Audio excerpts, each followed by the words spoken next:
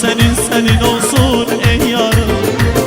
Seni gördüm bana gelir dünyama, geldi her gün benim şirin rüyama.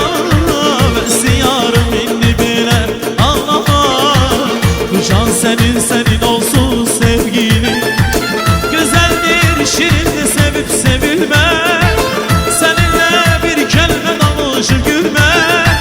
Güzeldir şirindir sevip sevilme, seninle bir kelime dalışıp gülme.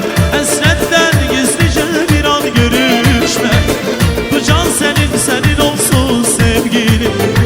Hasretten gizlice bir an görüşme, bu can senin, senin olsun sevgilim. Fikir verme ne değirler desinler, sevgimizi bilmeyenler bilsinler. Koyma seni özgensine bilsinler, bu can senin, senin olsun sevgilim. Allah Allah.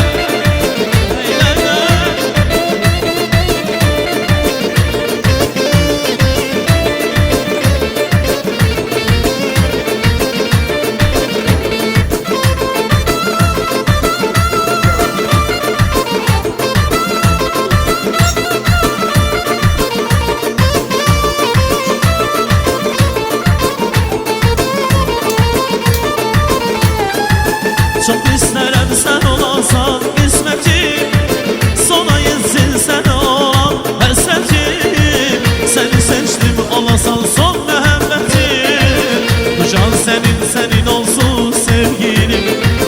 Çok isterim sen olasan kısmetim, sona yensin sen olan hasretim.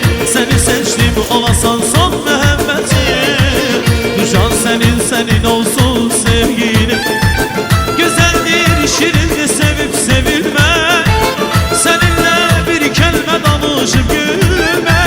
Güzeldir şirindir sevip sevilme, seninle bir kelime danışıp gülme.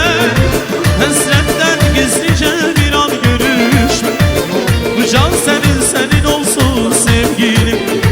Hasretten gizlice bir an görüşme, bu can senin, senin olsun sevgilim.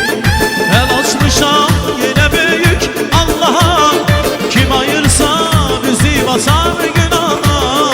Sevgi varsa, ümit varsa sabaha, bu can senin, senin olsun